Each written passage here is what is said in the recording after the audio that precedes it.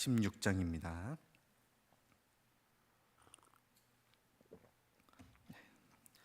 저 여러분 한 절씩 교독하도록 하겠습니다. 너는 이 땅 통치자에게 어린 양들을 들이되 셀라에서부터 광야를 지나 나의 시온 산으로 보낼지니라.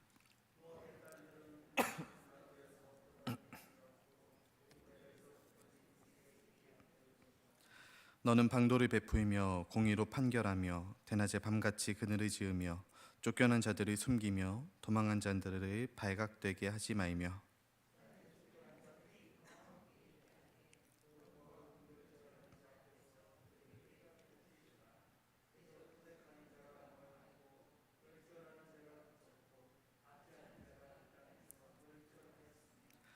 다윗의 장막의 인자함으로 왕위가 굳게 설 것이요 그 위에 앉을 자는 충실함으로 판결하며 정의를 구하며 공의를 신속히 행하리라.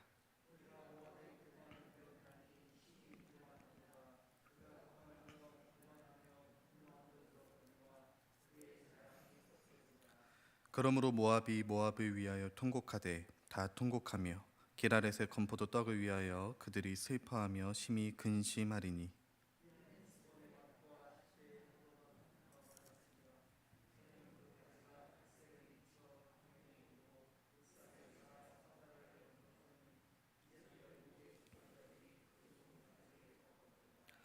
그러므로 내가 야셀의 울음처럼 신마의 포도나무를 위하여 울리라. 헤스본이여 엘랄레여 내 눈물로 너를 적시리니 너의 여름 쉴과 내 농작물의 즐거운 소리가 그쳤음이라.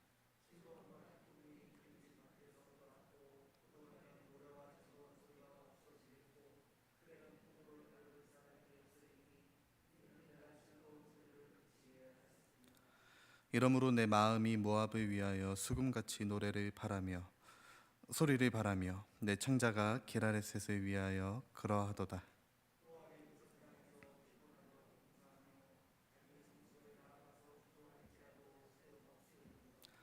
이는 여호와께서 오래전부터 모압을 들어 하신 말씀이거니와 이제 여호와께서 말씀하여 이르시되 품꾼에 정한 해와 같이 3년 내에 모압의 영화와 그 큰 무리가 능욕을 당할지라. 그 남은 수가 심히 적어 보잘것없이 되리라 하시도다. 아멘. 오늘 아침 새벽을 깨워서 주신 또 주님 앞으로 나오신 여러분들 진심으로 환영하고 축복합니다. 오늘 공휴일이죠. 현충일입니다. 그래서 사실 이제 이 공휴일 아침에 오랜만에 또 쉬는 날 아침에 이렇게 또 새벽을 깨우는 것도 쉽지 않죠. 저도 사실 제가 이런 얘기 왜 하냐면은 작년까지만 해도 제가 한 2, 3년 동안 새벽 기도를 잘 안 나갔었거든요. 특별히 공휴일 아침에는 또 더 잘 쉬는 날로서 아주 열심히 공휴일의 의미를 열심히 휴일을 잘 즐기는 삶을 살았었습니다. 근데 이 새벽에 우리가 아침에 깨워서 하나님 말씀을 듣고 또 하나님 앞으로 나오고 그 무엇보다도 하나님의 말씀을 듣고 그 말씀대로 살아가려고 하는 이 결단과 이 마음이 하나님 보시기에 참으로 아름다운 마음이고 또 그 가운데 하나님의 복과 은혜가 충만히 임할 줄을 믿습니다. 오늘 이 아침에 하나님의 큰 은혜가 우리 가운데 임할 줄을 믿습니다. 오늘 우리에게 주신 말씀은 어제 15장 말씀에 이어서 모압에 대한 심판의 말씀을 계속해서 전해주고 있습니다. 그런데 이 모압뿐만이 아니라 계속해서 아수르, 바벨론 또 뒤에 더 이어서 나가게 되면은 뭐 애굽이나 다른 나라들 주변 이방 국가들에 대한 심판의 말씀들을 쭉 이어서 해주고 있는데 이 모압에게는 조금 다른 모습의 말씀을 전해주고 있습니다. 그러니까 다른 나라들은 너네는 곧 심판을 당할 거야, 너네는 곧 멸망할 거다라고 이야기하지만 모압에게는 특별히 피할 길을 제시해주고 있습니다. 이 심판을 이렇게 하면 너희가 피할 수 있다, 이 심판을 면할 수 있다라고 아주 독특한 말씀을 전해주고 있는데요. 1절부터 5절까지가 딱 그 내용을 전하고 있습니다. 1절 말씀에 보면은 너희는 모압을 의미하고 있고 이 땅은 남유다를 의미하고 있습니다. 그러니까 모압이 남유다에게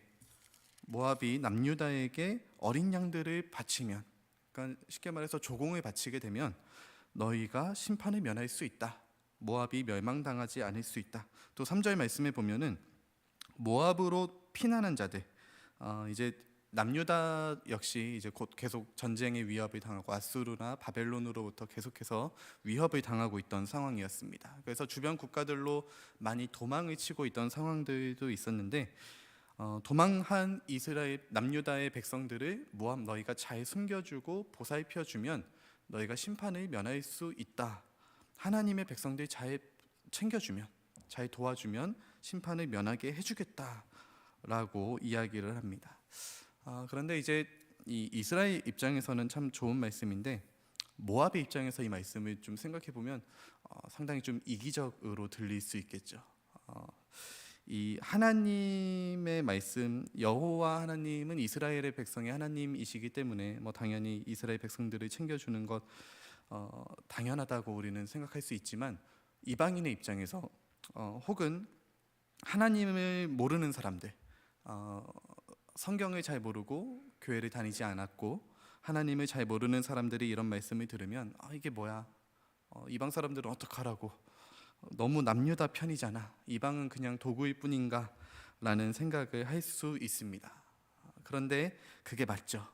특별히 구약에서 보여지는 하나님의 모습은 어떤 의미로는 굉장히 편협적으로 보여질 수 있습니다. 왜냐하면 하나님은 언제나 이스라엘을 중심으로 일하고 계시기 때문입니다. 북이스라엘을 멸망시키는 아수르라는 나라가 대단한 것처럼 보이지만 사실 하나님께서 그냥 사용하실 도구일 뿐이죠. 아수르가 그렇게 강한 나라가 된 이유는 북이스라엘이 하나님의 말씀을 듣지 않았기 때문에 이들을 심판할 도구로 아수르를 사용하신 것뿐입니다. 도구로서의 역할이 다하자 하나님은 또 바벨론을 들어서 아수르도 멸망시키게 되고 또 남유다도 결국엔 멸망시키게 됩니다. 그런 바벨론 역시 마찬가지죠. 하나님의 도구일 뿐입니다. 하나님의 백성들이 하나님의 말씀을 듣지 않고 죄악 가운데 빠져서 정신을 못 차리니까 이방 나라들을 들어서 그렇게 도구로 사용하신 겁니다.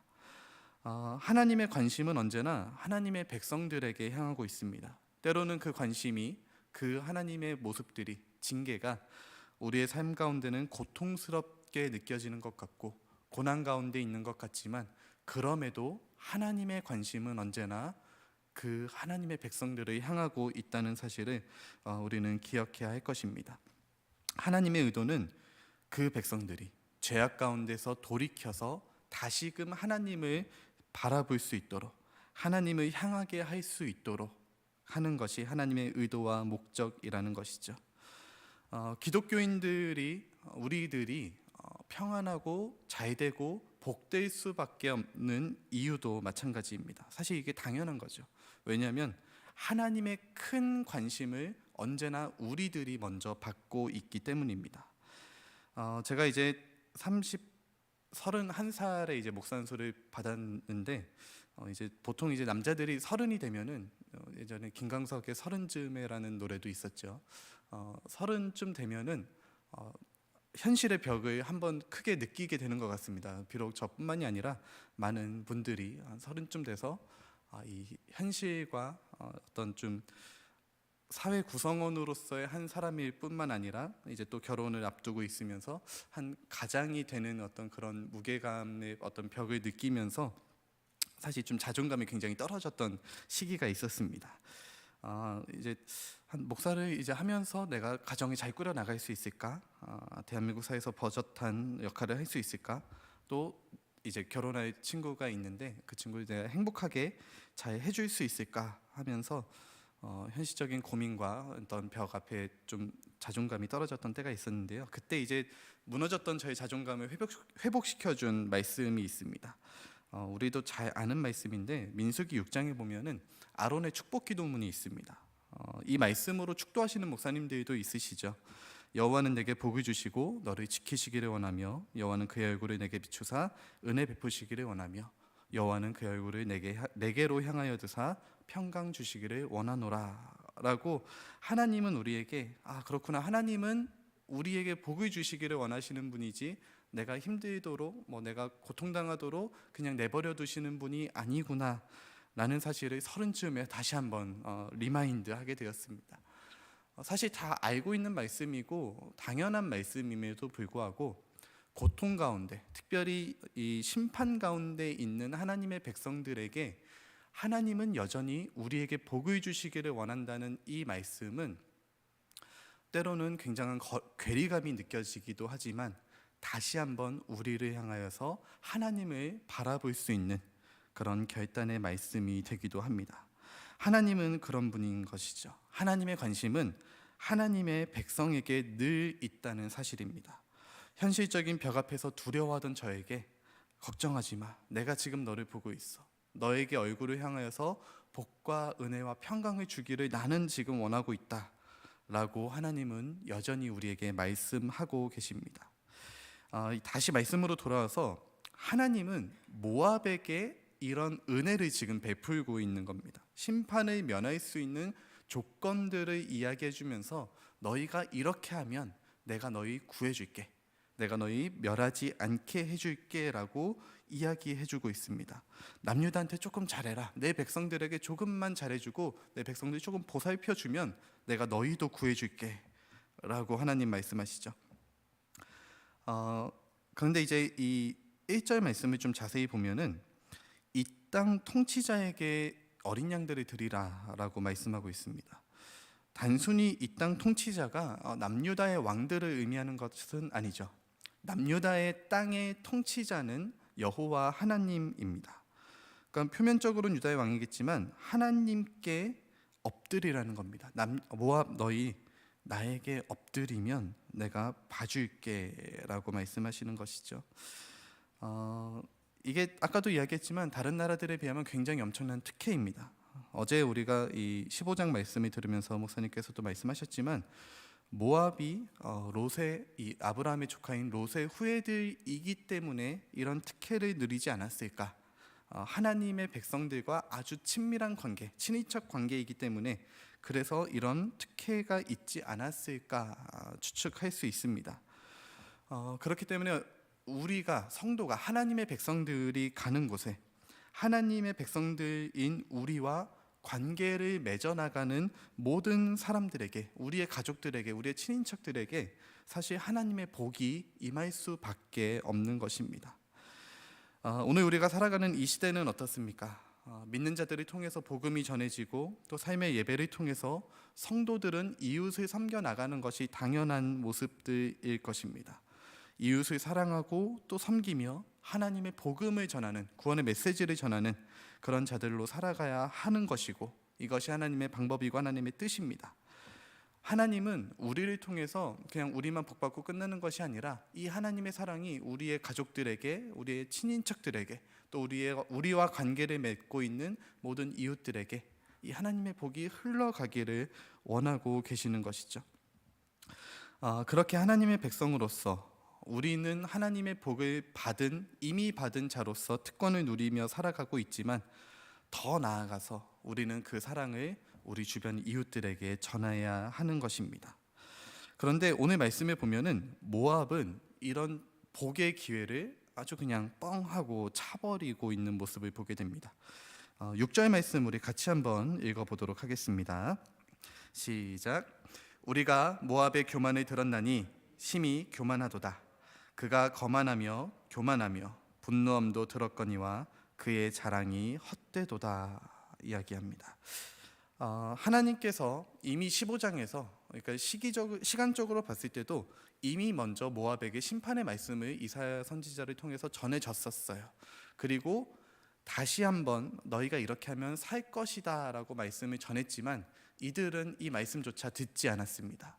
그들은 교만하고 거만한 모습으로서 하나님의 말씀을, 하나님의 구원의 방법을 아주 철저히 무시하는 모습을 보게 됩니다. 근데 이제 모압이라는 나라가 이렇게 교만하고 거만할 만큼 아주 엄청나게 잘 사는 나라는 아니었다고 합니다. 단지 이제 모압의 특징이 있었다고 한다면 비옥한 토지와 아주 이제 과수 사업을 통해서 풍성한 농작물을 가지고 있는 정도의 비옥한 땅 정도가 모압의 특징이었다고 해요. 토지도 넓지 않았고 군사력도 많지 않았고 그렇다고 뭐 문화적으로 문명적으로 뛰어난 나라도 아니었다고 합니다. 굳이 오늘날로 조금 이제 비유를 하자면 상황이나 이런 거 다 떠나서 우크라이나 정도가 오늘 이제 그 어떤 곡창지대로서 역할을 하는 나라가 모압이라는 나라였습니다. 그러니까 모압이 뭐 그렇게 막 교만하거나 거만할 나라도 아닌데 이들이 왜 교만하고 거만하냐면 남유다를 보니까 거만한 거예요. 적어도 남유다보다는 본인들이 잘 살고 있으니까. 남유다는 지금 이제 쫄딱 망해서 뭐 자기네 나라로 피난을 오고 뭐 아주 하찮고 보잘것없는 나라인데 그 나라의 신이라고 불리는 사람, 신이라고 불리는 존재가 우리가 너희 구해줄게 라고 하니까 이 모압 입장에서는 별로 뭐 보잘것없는 거죠. 별로 들을 만한 가치가 없다라고 그들은 스스로 생각하게 됩니다. 하나님께서는 그렇게 구원의 길을 보여주셨지만 이 구원의 방법을 모압은 철저히 무시를 하는데 그 원인이 어디 있을까 생각해 보면은 사실 남유다에게 있습니다. 모압이 망한 이유는 사실 남유다, 하나님의 백성인 남유다에게 있다는 사실입니다. 만약 남유다가 하나님이 어떤 존재인지를 주변 이웃 국가들에게 잘 전하는 나라가 되었었다면, 하나님이 어떤 존재인지를 잘 드러낼 수 있는 나라였다면 모압은 이 경고의 말씀을 또 이 심판을 면할 방법의 말씀을 무시하지 않았을 겁니다. 하지만 남유다의 현재 상황이 아주 하나님의 말씀을 가릴 뿐만이 아니라 하나님의 심판을 더 크게 당하고 있는 이 모습들을 주변 국가들에게 보여주면서 도대체 저 하나님의 백성이라고 하는 자들이 하는 이야기 우리가 듣지 못하겠다라는 것이 모압의 입장이었던 것이죠. 하나님을 모르는 사람들은 이 시대의 교회를 향해서 또 이렇게 이야기를 합니다. 교회보다 세상의 것이 더 화려하고 더 멋있고 퀄리티 있고 더 많이 배웠고 더 풍성하고 더 논리적이고 이성적이다 라고 이야기를 합니다. 하지만 그들은 교회의 중심에 있는 하나님의 본질을 깨닫지 못하고 알지 못하는 사람들이죠. 그런데 그들이 그럴 수밖에 없는 이유는 어쩌면 하나님의 백성인 우리들이 하나님을 가리고 있지는 않았는지 오늘 이 아침 우리들의 모습을 되돌아봐야 할 것입니다. 그런 모압은 결국 통곡하게 됩니다. 6절부터 쭉 이어서 나오는 말씀을 보게 되면은 그들이 자랑하던 어떤 과실들, 포도나무, 또 과일들 그런 것들이 다 마르게 되고 굶게 되고 그들이 슬퍼하며 울며 눈물을 흘리게 됩니다. 기름진 밭에서 모두가 떠나게 되고 전혀 이제 기쁨의 소리가 없고 눈물과 고통의 소리만 남아있다라고 이야기를 하죠. 그렇게 이제 심판을 당하고 멸망을 당하는 길에 들어서자 모압이 그제서야 정신을 차리고 뭔가 우리가 이대로 가만히 있으면 안 되겠다 하면서 했던 방법이 있는데요. 12절 말씀에 보게 되면 모압이 이렇게 반응합니다. 모압이 그 산당에서 피곤하도록 봉사하여 자기 성소에 나아가서 기도할지라도 모압에게는 그 방법이 최선이었을 겁니다. 뒤늦게 후회하고 이제 자기들이 섬기던 우상에게 나아가서 열심히 기도합니다. 우리를 살려달라고, 우리에게 다시 풍성함을 달라고 열심히 기도하지만 사실 이건 역시 올바른 구원의 방법이 아니었다는 것이죠.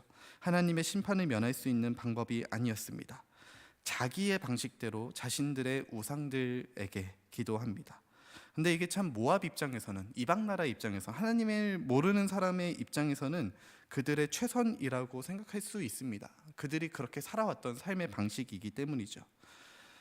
하지만 아까도 이야기했지만 이스라엘의 주변 국가로서 또 어떤 이스라엘과 친인척 관계 아주 가까운 나라 국가로서 여호와 하나님을 들었고 더 심지어 이사야를 통해서 이 심판의 말씀과 또 구원의 말씀을 들었음에도 그들은 우리가 살아왔던 방식이 더 중요하다, 우리가 살아가는 이 전통이 더 중요하다며 진리의 눈먼 자가 되었고 그렇게 스스로 교만에 빠져 망하게 됩니다. 우리가 기독교 집안에서 태어나서 여러분들 아마 모태신앙으로 자라신 분들이 많으시겠죠. 제가 여러분들 잘 모르니까 좀 조심스럽게 이야기하지만 저는 이제 모태신앙으로 자라면서 기독교 문화에서 자연스럽게 하나님을 알게 되었고 또 하나님을 쉽게 받아들일 수 있었습니다. 우리가 모태신앙으로 자랐다라는 것, 모태신앙으로서 어떤 기독교 문화에서 자랄 수 있다라는 것 굉장히 감사해야 될 일인 것이죠. 하나님을 쉽게 받아들일 수 있고 하나님을 쉽게 알아갈 수 있는 환경 가운데 놓여져 있다는 것, 감사할 일입니다. 불교 집안에서 자란 사람들을 보게 되면은 하나님을 믿는 것은 결코 쉬운 일이 아닌 것을 보게 됩니다. 제가 고등학교 때 아는 친구도 집안이 불교 집안이었는데 대학교로 올라가니까 바로 이제 교회를 떠나게 되더라고요. 어쩔 수 없이 이제 좀 자연스럽게 이 집안의 문화에 따라가서 그렇게 불교 쪽으로 가게 되는 모습을 보았습니다. 다른 종교들도 마찬가지죠. 어떤 그 종교의 집안에서 자란다는 것, 하나님을 알고 복음을 받아들이기가 결코 쉽지 않습니다. 왜냐하면 그렇게 살아오지 않았기 때문이에요. 어려서부터 봐왔던 삶의 모습들이 하나님과는 전혀 관계없는 삶을 살아왔기 때문입니다. 그런데 요즘 이 시대 사회가 추구하는 이상한 좀 삶의 방향이 있는데, 가정의 방향이 있는데, 그게 어떤 거냐면 부모가 기독교인이라고 해서 자녀들에게 기독교 신앙을 강요하는 것이 건강하지 않다라고 이야기하는 어떤 사회 풍조가 점점 많아지고 있습니다. 그러니까 신앙 역시도, 어떤 종교 역시도 부모가 강요할 수 없다라고 그런 어떤 좀 사회적 분위기가 점점 팽배해지고 있죠. 그런데 뭐 물론 우리가 자녀들의 자기 결정권을 존중해 줘야겠지만 부모로서, 성도인 부모로서 반드시 우리가 해야 할 일들이 있습니다. 그것이 무엇이냐면 우리가 먼저 만난 하나님을 그들에게 잘 알려주어야 하는 것이에요. 어렸을 때부터 어떤 삶의 태도와 또 삶의 자리와 모든 가정에서의 문화와 또 부모가 전해주는 하나님에 대한 모습을 바르게 알려주고 하나님의 사랑이 어떤 것인지 부모가 먼저 자녀에게 잘 전해줄 수 있어야 하는 것입니다. 단순히 일주일에 한번 교회 데리고 와서 예배 드리고 교회 와서 우리가 예배 드렸어 집에 가서 똑같이 사는 것이 아니라 평소에도 하나님은 이런 분이야, 하나님은 우리에게 이런 사랑을 주셨고 이런 복과 은혜를 주셨어 라고 끊임없이 이야기해 줄 수 있는 부모가 정말 복된 가정의 부모다라고 할 수 있습니다. 제가 아는 한 청년이 그런 이야기를 한번 한 적이 있었는데, 저보다 나이가 한 5살 많은 청년이거든요. 그 청년이 그때는 이제 제가 전도사였는데, 전도사님 제가 하나님을 만난 적은 없고 예수님도 잘 모르겠어요. 그런데 교회에서 이렇게 봉사하고 또 교회 끊임없이 나오는 이유 중 하나는 어머니가 믿는 그 하나님은 진짜인 것처럼 보여서 어머니가 믿는다면 나도 그 어머니 신뢰하기 때문에 그냥 그 곁에 있고 싶다라는 이야기를 저한테 했습니다. 저는 그 청년이 뭐 지금은 어떻게 살고 있는지 잘은 모르지만 반드시 하나님 만나고 하나님을 잘 섬기는 자로 성장할 수밖에 없다, 그렇게 확신을 합니다. 왜냐하면 어머니가 하나님의 모습을 가리고 있지 않기 때문이에요. 하나님의 사랑을 고스란히 자녀에게 잘 전해주고 있기 때문입니다.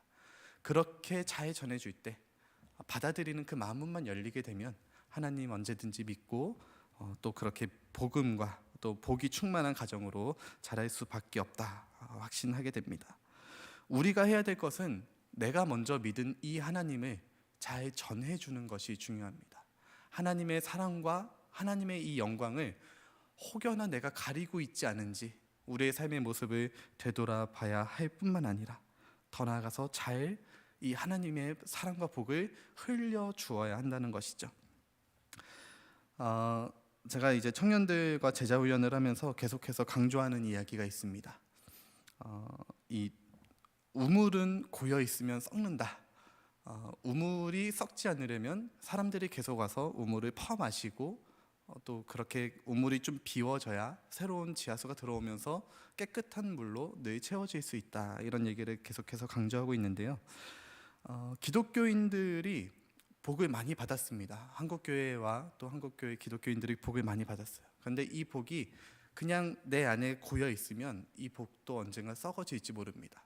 하지만 우리가 먼저 받은 이 복이 흘러차고 넘쳐서 사람들에게 전해지고 기꺼이 사람들이 와서 퍼먹을 수 있는 그런 복이 된다면 우리 안에는 언제나 하나님이 주시는 깨끗한 복으로, 깨끗한 은혜로 아주 신선하고 사람을 살리고 생명을 줄 수 있는 그런 은혜의 복이 우리 안에 충만하여질 뿐 아니라 우리 주변의 사람들에게 그 생명을 전할 수 있는, 그래서 하나님의 이름을 우리의 삶을 통해서 날마다 높여드릴 수 있는 그런 모습을 살아갈 수 있다, 이렇게 청년들에게 계속해서 강조하고 있습니다. 모압을 향한 심판의 말씀은 유예되지 않고 결국은 모압 멸망하게 되지만, 오늘 이 아침 이 말씀을 들은 우리의 삶은 우리의 가족과 이웃들에게, 우리와 관계하는 많은 사람들에게 하나님의 구원의 복음이, 또 하나님의 이 영광과 하나님의 복이 우리의 삶을 통해서 잘 흘러갈 수 있기를 주님의 이름으로 축복합니다. 그때에 우리의 삶을 통해서 하나님의 생명이 드러날 때에 우리 주변이 정말로 하나님이 기뻐하시는 복과 은혜가 넘치는 푸른 초장과 같이 평안과 기쁨이 넘치는 또 우리의 삶이 될 줄을 믿습니다. 저 여러분이 오늘 이 아침, 또 특별히 휴일을 맞이한 이 아침에 하나님께서 기뻐하시는 그런 삶의 터전으로 우리의 삶을 변화시키고 하나님께 나아갈 수 있기를 주님의 이름으로 축복합니다. 오늘 오후 1시, 오후 3시죠. 오늘 오후 3시에 고 유재관 집사님의 위로 예배가 있습니다. 신촌 세브란스 병원 장례식장에서 치러지게 되고요. 교회에서는 30분 전에 출발하게 됩니다. 여러분들 오셔서 같이 위로해 주시고 또 같이 또 격려해 주시고 또 그렇게 참여해 주시기를 부탁드리겠습니다. 응암동에서도 30분 전에 교회에서 출발하니까 여러분들이 잘 연락해 주셔서 같이 또 이 슬픔을 당한 가정을 위로해 줄 수 있기를 바랍니다. 함께 잠시 기도하도록